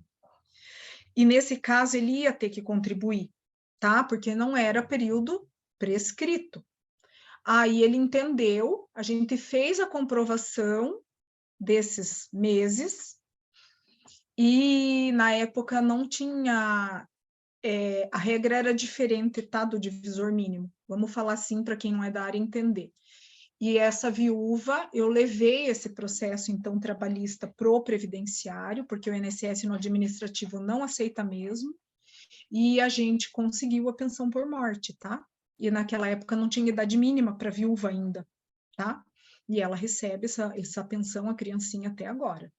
Aqui, então, continuando, senão não termino com vocês, aqui na IN, que está a regra do que eu falei para vocês, que é feita a média aritmética do período contributivo, né? Pelos mesmos índices para indenização. Então, sempre vai usar o período contributivo desde julho de 94, tá, gente? Isso é por causa de mudança de plano econômico, tá? Então, por enquanto é isso, não vamos entrar em outros temas, né? Aí, depois de feita essa média, né, o resultado da indenização será a alíquota de 20% na base de cálculo, isso eu estou falando para período que estava sem contribuição, né? capitalizado com juros de 0,5%, limitado percentual de 50% e a multa de 10%, certo? Então, aquela data de outubro de 96 é por quê? Porque está aqui na IN, né? E no artigo da lei de custeio, tá? Então, até eu fiz um exemplo aqui de quando era a indenização, né? Então, nosso médico lá, o nosso veterinário, né? Ele contribuiu lá, a média dele deu R$4.000. Então, aplica o 20% para daí aplicar as outras regras. Mas olha que interessante, né? Se foi anterior, né, ao período de outubro de 96, ele vai pagar o valor que você apurou só e ponto final. Não vai ter os juros e a multa. E se fosse agora? Se for agora, ele já pagaria 1.280 por causa dos juros e da multa. Então, vamos supor, ele tem lá um período de 10 meses, que nesse médico, as guias dele deu para cada período, assim, valores assim, de 16 mil, de poucos meses, brincandinho, porque ele queria comprovar a renda, né? Então, ele estava preparado, sabe? Eu já vi, assim, cliente recolher até mais valor que isso, sabe? E uma judiação, porque geralmente foi aí os despachantes da vida que fez, né? Agora, falando ali do período, né, da empregada do MEI junto com o período de contribuinte individual, né? Essa concomitância, gente, é um problema. Por quê?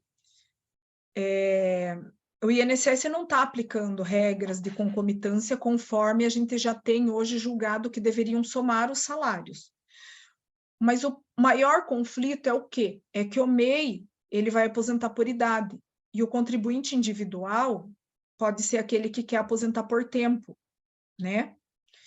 E se é um MEI, ele não poderia estar contribuindo como contribuinte individual. É um problema. Não, eu não deixo o cliente fazer isso, porque tem um conflito aí de categoria. Ou ele é contribuinte individual ou ele é MEI, tá? Dá problema depois na hora de fazer o requerimento. Então, eu falo para o meu cliente que ele tem que decidir se ele vai querer contribuir como autônomo 20%, então ele encerra MEI, porque ele tem que comprovar daí essa atividade, ele está no MEI, o MEI é um plano simplificado, e aí como que fica? Eu vejo muita confusão e conversando com outros colegas da área, eles pensam a mesma coisa, tá? Enfim, é melhor cuidar. Aí falando ali do caso da pergunta do colega que falou sobre a competência estar abaixo do mínimo e não aparecer a guia, a gente já está chegando lá, tá? Então, aqui, ó, alguns serviços do meu INSS, eles foram alterados por uma outra portaria para fazer esses requerimentos, tá? Então, a gente tem cliente que estava contribuindo em código errado. A gente tem cliente, gente, que também é outro erro que acontece, contribuindo como facultativo e como MEI. Como facultativo e com emprego, ele quer ter um valor maior de aposentadoria. Eu peguei um cliente agora que eu aposentei ele, e ele era representante comercial. Representante comercial, ele é equiparado ao quê? Empresário, tá? E aí, ele tinha a contribuição e depois ele, por conta, contribuiu como facultativo, que ele queria um salário maior. Sabe o que aconteceu? Não usou. O INSS vai desconsiderar tudo, porque ele podia ser facultativo? Não. Daí, para não dar mais confusão na aposentadoria dele, como era um período dentro desses últimos 5 anos, ele vai pedir a restituição por pedido de compensação, tá? Dá para fazer o pedido, se está dentro desses últimos 5 anos. Então, todos esses serviços, quando a gente vai solicitar algo para o INSS, que nem aqui a colega estava perguntando, ó, solicitar cálculo de complementação, não está aparecendo no CNIS. Tem um documento, gente, que chama RAC. Depois eu vou mostrar o formulário para vocês, eu até tenho ele aqui. Então, você vai fazer um requerimento. Quando? Depende. Quando é complementação, alteração, quando para juntar as contribuições para utilizar de um mês para o outro, agrupar, eu prefiro fazer dentro do próprio processo de concessão do benefício, tá? Por quê? Porque o CNIS já vai ser tratado, eles usam esse termo, sabe? Vai sofrer tratamento já. E aí, pode até acabar gerando um pouquinho de atrasado para o cliente, que o cliente fica feliz, e é um serviço só, porque senão eu vou pedir para fazer tudo isso, para daí esse fato gerador começar a contar. E como nesse caso eu não tenho problema de carência e nem da contribuição vir para o CNIS depois, então eu faço dentro do próprio processo. Por quê? Porque esta regra de que eu não posso pedir depois do fato gerador é para contribuição em atraso, tá? Então, não preciso fazer antes. Faço durante o processo. É mais fácil. Vamos supor que eu estou com um período lá de 2021 para fazer isso. Eu posso pedir agora, porque vai usar tudo que está dentro da mesma competência. A competência é de quando? É de 15 de janeiro de 2021 até 15 de janeiro de 2022. É assim que é a competência do calendário civil para efeito do INSS. Então, tudo que está dentro da mesmo ano, não importa se eu estou pedindo hoje, eu não vou poder pegar uma contribuição lá de 2018 e querer juntar com uma de 2023, por exemplo, tá? É só dentro do mesmo ano. Por exemplo, eu tenho uma de fevereiro que está abaixo do mínimo, vou juntar com uma de maio que foi acima do mínimo. Aí eu já vou mostrar depois para vocês aqui a tela do sistema, do Sisicalc, que é dentro da Receita Federal que a gente faz essa guia para complementar. Vamos supor que eu quero fazer, vamos supor que nem eu tenho uma colaboradora que a mãe dela trabalha de empregada doméstica meio período. Todo mês ela gera a guia para a mãe dela, para complementar e já deixar certinho, tá? Mas vamos doutora supor Bianca, que ela não fizesse. Isso é bem legal. Depois, será que você pode colocar o link Vou já aí mostrar. no chat para o pessoal, para ficar mais Posso. prático? Posso sim. Isso é um ponto bem importante para frisar, que é isso que a gente queria esclarecer para o pessoal. Então, a importância do recolhimento abaixo do mínimo. Vai recolher, o ideal é que faça mês a mês, né? O ideal é que faça, lá teve o pagamento, já recolhe. Tem essa possibilidade de agrupar depois, mas tem essa regra ali do local onde gera guia, né? Isso é bem importante também para frisar para o pessoal. Eu achei um parecer aqui, porque é assim, né, gente? Aqui indo para vocês o link no chat do programinha, tá? É assim, o INSS, o portal do Gov, vocês vão achar bastante coisa lá dentro, tá? Então, assim, nada do que eu estou falando aqui para vocês é um segredo, ou fui eu ou algum dos professores que a gente tem contato que desenvolveu. É estudo mesmo de lei, é olhar o que os sistemas estão disponibilizando, né? Então, quando o INSS, dentro desses pedidos, ele precisa de documento, ele vai solicitar como exigência, tá? Então, vocês vão ver que é bem interessante isso, né?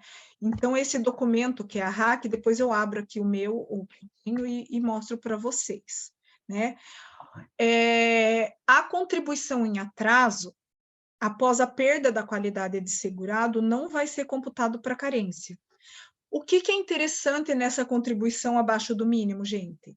A contribuição abaixo do mínimo, quando ela é feita, ela não está nessa regra aqui. Vamos supor que eu contribuí lá 6 meses abaixo do mínimo, né? Essa contribuição, ela está contando. É só eu complementar. É diferente desse que não contribuiu, que não conta para nada, para carência. Então, o que é carência? Não é o número mínimo de contribuições que eu tenho que ter para um benefício? Então, vamos supor que um cliente me procurou para pedir um auxílio-doença, né? E aí, a hora que eu vou olhar o tempo dele, ele não tem a carência para o auxílio-doença, ele não contribuiu. Posso contribuir em atraso provando a atividade dele? Eu posso. Vai contar para a carência do auxílio-doença? Não, não vai. Agora, vamos supor que é a mãe da minha colaboradora, que trabalha de empregada doméstica. Ela contribuiu 6 meses abaixo do mínimo. Ela tem a carência do benefício? Tem. Está abaixo do mínimo? Tá. O que o INSS vai fazer? Vai mandar o complementar e vai conceder o benefício. Olha que legal. Então, é muito interessante, tá? Agora, vamos supor que tinha passado o tempo mínimo. E é bem triste isso, porque às vezes o auxílio-doença salva, mas às vezes também fica difícil, né? A pessoa não contribuiu em dia, né? E aí eu precisava comprovar esse auxílio-doença. Então, ele pode acabar influenciando outros benefícios, né? Uma pensão por morte, uma aposentadoria por invalidez. E aí, a pessoa, se ela tiver abaixo do mínimo, que não estava contando, ela vai complementar. E aí vai dar certo essa carência, tá? Então, é bem interessante. Eu tive um caso assim no escritório, doutora Bianca, exatamente nesse sentido, que era uma empregada doméstica e ela trabalhava meio período e, gente, eles não sabem que tem essa necessidade da complementação. Ninguém sabe, a maioria não sabe, então por isso que a gente achou bastante relevante o tema. Então, quando ela deu entrada, fez a DER, do pedido de benefício por incapacidade, aí veio a exigência para proceder o recolhimento daquele período. Aí tem 2 problemas. Às vezes a pessoa não tem condições de recolher todo aquele período, né? Porque acumula. Então, por isso que o ideal é recolher mês a mês e que as pessoas tomem conhecimento disso, que para algumas, para a maioria, né? Principalmente o benefício por incapacidade ali, o correto é que faça o recolhimento mês a mês da complementação, porque a gente não sabe a hora que vai precisar do seguro. Como você bem colocou, né? É um seguro, então tem que estar em dia o recolhimento. E nesse caso foi assim, o INSS abriu a exigência e solicitou, olha, proceda os recolhimentos. A sorte dela é que a empregadora dela era bem gente boa e pagou para ela as diferenças. Porque Então, também não sabia dessa necessidade. E uma pessoa assim bem esclarecida, com bastante conhecimento. E ela falou assim, poxa, mas o contador não me falou que tinha que fazer, que não servia não apenas... não fala. Eles não falam, então acho que Não. o nosso papel aqui no grupo de estudos, de divulgar esse conhecimento, né, é bem importante também. E é uma coisa tão isso simples. mesmo.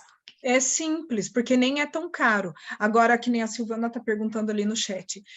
É assim, Silvana, vamos supor, se a pessoa pegou uma guia de 3 anos e contribuiu dentro dos últimos 5 anos tudo de uma vez, se ela gerou essa guia no sistema de cálculo, deixa eu mostrar já para vocês aqui. Eu quero mostrar, ó, é um parecer, gente, bem legal. Vocês estão vendo aqui, ó, complementação dos valores abaixo do mínimo de acordo com a IC 103? Estão vendo essa tela ou não? Sim?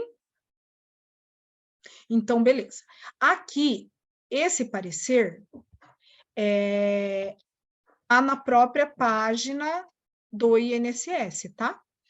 Então, aqui, ó, eles fazem um parecer dizendo, gente, complementação, agrupamento, é só depois da EC 103. Para quem? Contribuinte individual, desculpa, empregado, tá? Anterior, gente, tem que fazer a RAC, tá? O requerimento é o documento correto de você pedir no INSS. Aí, se o INSS, que é período anterior, né, gerar a guia, vai estar lá os meses a que se refere nessa guia. Só que daí, quando que eu peço? Tá vendo aqui, ó? Anterior à data do fato gerador do benefício pleiteado.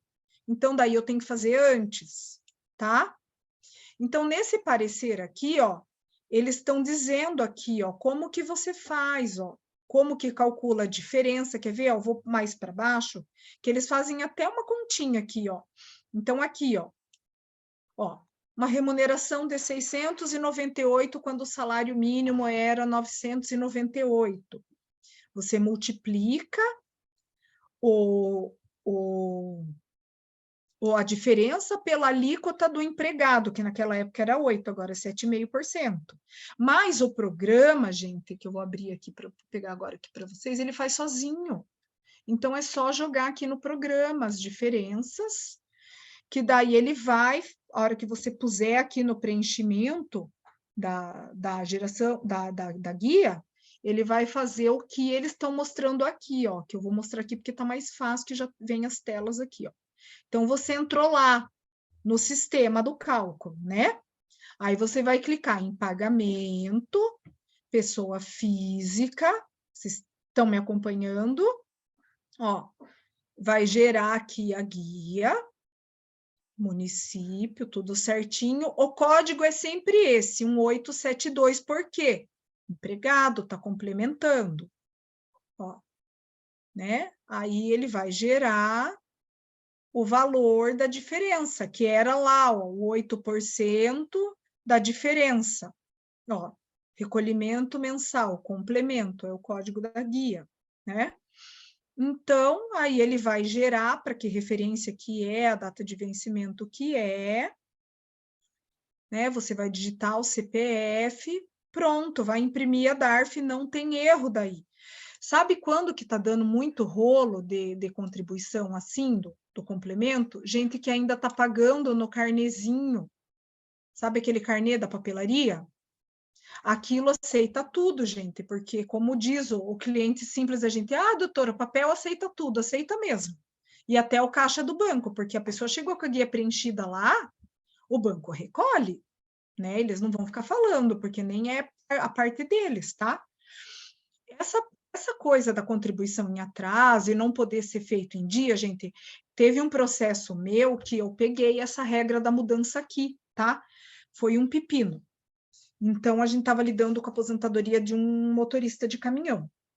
E depois ele até entendeu, assim, que ele tem que ir pagando, mas que a aposentadoria dele, para melhorar o valor, ele tem que esperar a idade chegar mais próxima, porque a pessoa que quer aposentar por tempo de contribuição, ela está sujeita a um redutor chamado fator previdenciário. Por quê? Porque o INSS, gente, ele não perde. Se ele se programou para pagar um benefício para um homem a partir dos 65 anos e ele vai pagar a partir dos 60 anos, o que ele vai fazer? Eu falo sempre para o cliente, ele vai jogar os juros ao contrário, ele vai descontar. Ah, tá bom, você quer receber antes, 5 anos antes? Beleza. Eu te pago antes, mas eu te pago a menos da média, que seria agora. Jogando o quê? Um fator de redutor da idade. Então, esse cliente, a gente estava ali fazendo essas complementações no processo administrativo. O INSS tinha emitido as guias, tá? Mas eu comecei a estranhar na época, que pareceu que segurou o processo, sabe? Ficou, e não vinha, e a gente já tinha pago, e nada, e aí veio essa portaria 991 de 2022, que disse o quê? Que a contribuição em atraso após o fato gerador, independentemente de se referir às competências anteriores, elas não podem ser pagas depois do fato gerador. Só que, nessa época, ainda não tinha reafirmação da DER, que nem tem hoje, que é o que vai acontecer. Se você pagar uma guia de 3 anos, que nem a doutora Silvana estava colocando ali, vamos supor que fosse dentro do processo, o INSS emitiu lá uma guia de 3 anos de atrasadas, de contribuições atrasadas. Não é complementação daí, tá? Então, o que vai acontecer? Ele vai pedir para reafirmar a DER, se for período decadente. É diferente dos últimos 5 anos, tá? Então, isso que a gente tem que verificar tudo antes. E o meu processo pegou essa regra, por quê? Porque eles falaram que, independente de você ter dado entrada, eles tinham gerado a guia. A regra, ela abrangeu todos os processos que o fato gerador tinha acontecido ali, tá? Eles modularam uma data que era de abril de 2021 em diante. Vamos indo mais para frente aqui, senão o nosso horário já está ficando apurado, né, gente? Estamos em cima da hora aqui. Estamos em Até cima. Então, vou mostrar... Perguntei para o pessoal ali se alguém tem mais algum caso concreto, já para ir colocando no chat, né? Isso. Vamos mostrar aqui umas jurisprudências, porque tudo isso que a gente está falando, gente, na esfera judicial, a conversa é outra, né? Então, a gente tem muita coisa favorável, e assim, quem tem aí contato com o pessoal de outras regiões, o nosso tribunal do TRF4, ele realmente é um tribunal que a gente tem, assim, muita qualidade no trabalho, né? Então, aqui, ó, o que acontece muito aqui, ó, hoje? Por que a gente está falando tudo isso? Daí vamos falar do para que serve tudo isso. Serve para a gente planejar a aposentadoria do nosso cliente, tá, gente? Hoje, se a gente não olhar o benefício sob o ponto de vista financeiro, a gente pode estar mais prejudicando o nosso cliente do que ajudando. Então, a gente tem que olhar o benefício do ponto de vista financeiro. O tempo do cliente é o que vai mandar nesse ponto de vista financeiro quando ele vai somar para as regras de transição. Regra de ponto que soma a idade com tempo, regra dos 50%, porque esse tempo que vem para o CNIS, por que o INSS não está querendo que conte? Porque administrativamente o INSS não vai contar esse tempo indenizado para a regra de transição, tá? Mas, judicialmente, a gente já está tendo as decisões favoráveis. Então, ó, tempo rural. Tempo rural é o campeão, gente, antes de 91, por quê? Porque antes de 91 não precisa indenizar. Depois de 91, ele precisa ser indenizado. Só que, ó, de 91 até 96, o que acontece? Não tem juros e multa. E se eu não comprovar renda, vai ser sob salário mínimo essa contribuição. Então, é bem vantajoso, né? Então, o que eles estão dizendo aqui? Ó? Vamos ler só o que está em negrito para ser breve. Ó, o tempo de serviço rural prestado em período posterior a 91, uma vez indenizado, é computado como tempo de contribuição, a despeito de o recolhimento da indenização ser realizado em momento posterior à data da entrada em vigor da emenda 103, incorporando ao seu patrimônio do trabalhador com base na legislação vigente na data em que o trabalho foi prestado. A indenização, ó, após a 103, não obsta ao cômputo do tempo do serviço para aposentadoria com a aplicação das regras de transição. Olha só, é justamente o que o INSS não quer. Aí, ó, outra aqui, ó, bem legal, quer ver, ó? Período não computado no processo administrativo relativo à aposentadoria. Ó. A matéria de fato consiste, ó, esse é de complementação do salário de contribuição, de fevereiro de 2007 a agosto de 2008. Para quem, gente? Esse aqui é contribuinte individual, né? Então, por algum motivo, ele tinha contribuição menos do mínimo, certo? É possível aqui, ó, contribuir. O INSS não computou e eles não tinham levado para o INSS esse período, certo? Mas aqui, ó, houve uma reafirmação da DER em sede judicial, que a reafirmação da DER, ela trouxe isso para essa pessoa. Essa semana, ele atingiu a regra aqui dos pontos, ó. Vocês vão ler aqui, ó, no caso, reafirmando a DER para a data do ajuizamento da demanda, a parte autora alcançou o tempo de serviço, 64 anos e 99 pontos, porque daí o período que ele queria indenizar aqui eram só 2. E lá ele não tinha feito, mas aqui no judicial ele fez, né? E conseguiu, certo? aqui é um outro recolhimento em atraso, tempo de contribuição, ó. Está falando justamente desses decretos, ó, que a contribuição recolhida em atraso a partir de julho não poderia ser considerada para fim de direito adquirido. Mas está aqui, ó, não configura óbice, para tanto, a mera existência de contribuição em atraso. Os efeitos financeiros do benefício deverão ser fixados na data em que houve o recolhimento. Então, quer dizer, eu posso fazer? Posso. Eu recolhi a guia, a partir da guia recolhida, conta, quando eu estou falando em contribuição em atraso. Mas isso é muito vantajoso para o nosso cliente, certo? Então, ó, voltando aqui para o chat para a gente encerrar. MEI garante todos os benefícios, gente. Pode recolher normal, né? Ele tem direito a tudo. Funcionária registrada por hora. Sofreu acidente, e daí foi emitida guia de complementação e foi concedido o benefício, exatamente, né? MEI, vamos supor que eu abri MEI agora, nos últimos 5 anos que eu estava na reta final para me aposentar.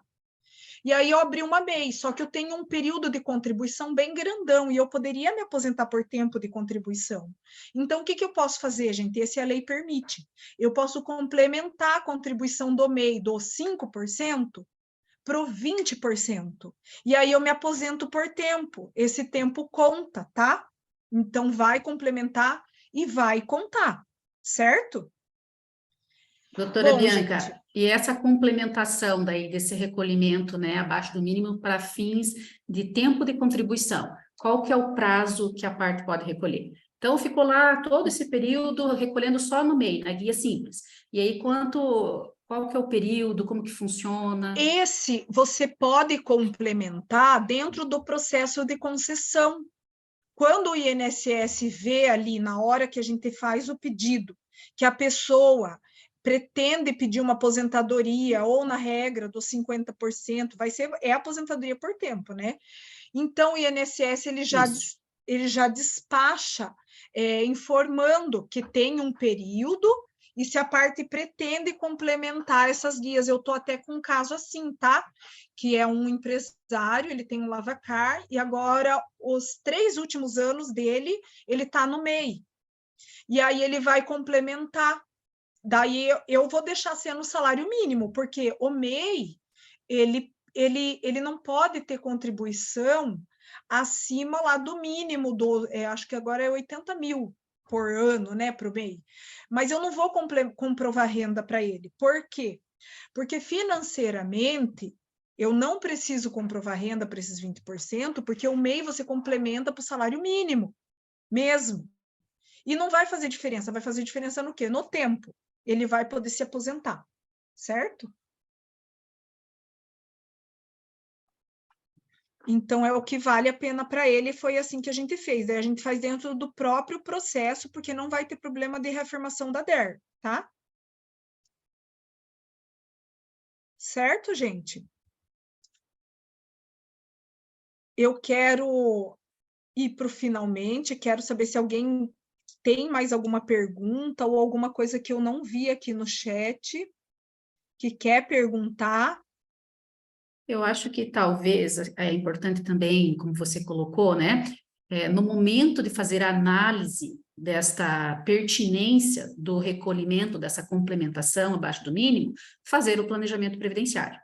Porque senão você acaba gastando dinheiro indevidamente, desnecessário, às vezes não utiliza. Então, é bem importante que a pessoa faça esse planejamento, e que nós que trabalhamos com o previdenciário também fiquemos atentos a esses pontos, né? Se compensa para o nosso cliente, para o segurado, fazer essa complementação, se é necessária, como você disse também anteriormente, às vezes não é necessário. E aí você vai deixar um dinheiro lá, vai recolher para o INSS e vai ficar perdido. Então, o planejamento previdenciário, ele está bem interligado com essa questão do recolhimento da complementação abaixo do mínimo. A gente tem que perceber, né, que nem eu coloquei aqui por último, né, tem juiz que pensa que não pode fazer uma sentença condicionante, que não vai poder fazer, mandar expedir a GPS, né? Mas eu entendo assim que, na verdade, seria uma fase executiva a expedição dessa GPS, né? Porque assim, o tempo só vai entrar no CNIS do cliente se ele contribuir, né? Então, o juiz, eu já tive assim, que determina que se espeça GPS e que, havendo a comprovação do recolhimento, o INSS faça o cômputo do tempo ali na execução da sentença, tá? Então, a decisão judicial, a gente vai ver que nessas análises vai ter direito adquirido essas regras de transição, por quê? Porque até podia fazer assim. Então, essa questão, quando a gente está discutindo esses períodos anteriores, na contribuição em atraso, em caso de indenização, a gente está falando de direito adquirido. Então, a gente vale a pena brigar, né? Eu, essa semana, peguei de um parceiro, ele veio me conversar comigo sobre aposentadoria administrativa. Então, o que o INSS... O INSS faz salada mesmo, gente. Eram padres que eles contribuem lá trimestralmente. E o INSS não desmembrou as contribuições, contou uma, né? E eles contribuíam trimestralmente. Então, teve que chegar até em sede recursal para poder fazer esses ajustes, sabe? A gente vai enfrentar esses problemas todas as vezes que a gente falar nessas questões de complementação, de contribuição em atraso, tá, gente? Mas o que a gente tem que pensar? Nós temos que pensar que a gente advoga no direito previdenciário como uma missão mesmo, né? Então, lá no meu escritório, eu falei já para as minhas meninas, né, que é o modo que eu escolhi para viver, mas eu escolhi para viver, eu falo para elas que eu escolhi... Tem um dizer que eu acho muito bonito, que diz assim, que nós somos a glória do Senhor, e louvor é o que nós fazemos. Então, cada benefício concedido, cada luta que a gente trava, eu falo para elas, o que a gente está fazendo? A gente está manifestando isso, a glória do Senhor na vida dessas pessoas, porque é difícil a gente não ter uma fé que Deus, ele usa a nossa profissão, ele usa a nossa vida para abençoar a vida dessas pessoas que são pessoas assim que, né, trabalharam muito. Os casos mais difíceis são das aposentadorias menores. Então, se a gente não for olhar a vida como uma missão, a gente não vai comprar a briga dessas pessoas, né? Por quê? Porque o alto preço, o alto honorário, muitas vezes não está nesses benefícios, nesses que a gente tem que travar essas brigas, né? Então, eu comemoro a cada um, e lá no escritório eu falo para o meu cliente assim, você pode dar glória a Deus? Porque ele vai ter ali a dignidade dele devolvida, o sustento na mesa dele, né? E a gente vai prestar o nosso trabalho. Então, eu nunca olho para as pessoas, para os advogados, tá? E, inclusive para os meus parceiros, que são os contadores, como concorrentes, tá? Eu olho para eles como parceiros e eu sempre penso na vida da pessoa que está na mão daquele parceiro, daquele advogado ou daquele contador. Então, eu nunca deixo uma pessoa assim sem resposta. Se eu souber, eu falo, eu ensino, porque eu acho assim que ninguém vence Deus no dar, né? Faz 20 anos que eu advogo, faz 17 anos, vai para 18 anos, 17 anos que eu estou aqui em Castro, né? Cheguei aqui em 2005 e atuo no direito previdenciário com exclusividade desde 2011 para 2012. Então, graças a Deus, nunca me faltou nada, nunca precisei, graças a Deus, pedir nada para ninguém, e sempre o que o trabalho me devolveu com conforto. Então, por que não a gente dedicar a vida àquela pessoa que, com tão pouquinho, né, talvez nem tenha o nosso conforto, né? E quantos benefícios assistenciais e quantas coisas que às vezes a gente faz e não tem coragem nem de cobrar os honorários, porque é muito pouco para aquela pessoa com tanta dificuldade, né, gente? Então, eu quero deixar para vocês, assim, essa mensagem final, sabe? Que nunca se neguem a responder alguém só porque é um advogado que está trabalhando na mesma área que você, ou é uma pessoa que está fazendo o mesmo trabalho que você.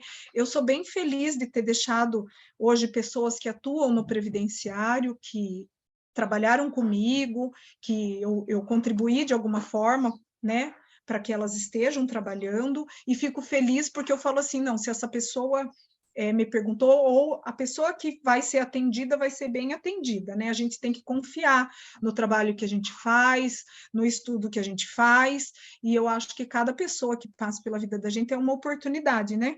Da gente não ser peso aqui nesse mundo, né, gente? A vida é muito breve, tá bom? É verdade. Então, eu quero agradecer o tempo que vocês se dedicaram em me ouvir hoje também, tá bom? Tá bom. Doutora Bianca, você consegue tirar aqui só o material para a gente deixar a tela aberta para eu fazer um print? Consigo sim. Vamos tirar. Então, antes de fazer de irmos para o encerramento, o pessoal que está acompanhando, ninguém tem mais